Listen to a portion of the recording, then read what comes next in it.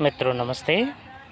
आज अपनी एक कविता के साथ आपके समक्ष प्रस्तुत हूँ। यह कविता मैंने 1 दिसंबर 2018 को मध्याह्न के समय में लिखी थी। कविता का शीर्षक है मातृभाषा। माँ द्वारा बोली भाषा मातृभाषा कहती है। माँ इसी से संतति को सीख बताती है। मातृभाषा से बच्चा अक्षर जान पाता है, उच्चारण स्थान को ढंग से जान पाता है। इसी से बालक अपने परिजन को जानता है। मातृभाषा से माँ बच्चे को संस्कार सिखाती है। माँ द्वारा बोली भाषा मातृभाषा कहती है।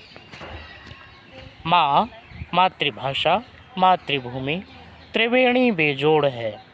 माँ, मातृभाषा, मातृभूमि त्रिवेणी बेजोड़ है। दुनिया में इन तीनों का नहीं कोई तोड़ है। विश्व में प्रचलित भाषाएं संख्या में करोड़ हैं, पर मातृभाषा ही भावों को संप्रेषित कराती है। माँ द्वारा बोली भाषा मातृभाषा कहती है।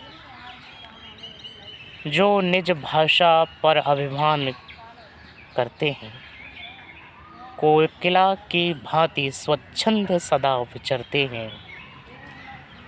पर भाषा को बोल जो घमंड को दिखलाते हैं, तोते सम उस कैदी को मातृभाषा ही बचाती है।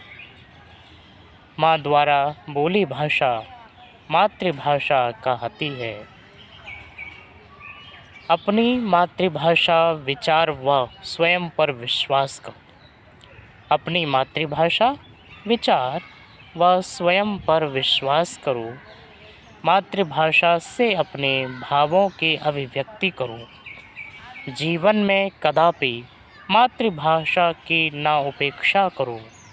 निर्मोही आन बान शान मातृभाषा ही बनाती है।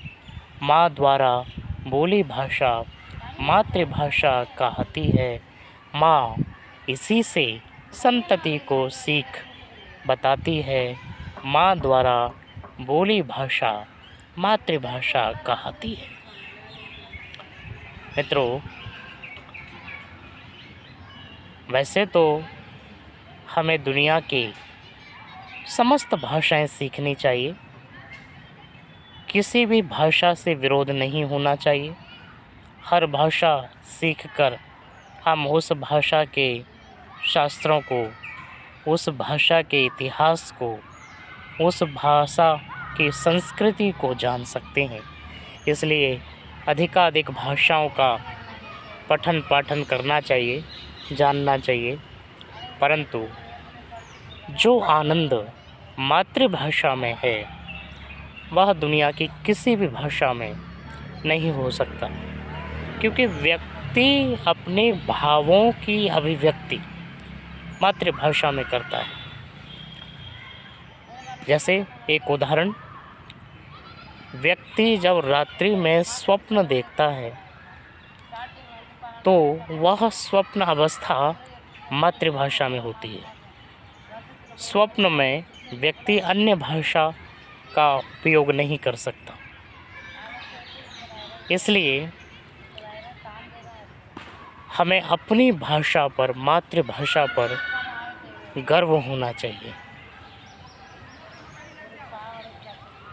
अपनी भाषा, अपनी वेशभूषा, अपना खान पान, अपनी संस्कृति, पहनावा, सब पर हमें गर्व होना चाहिए।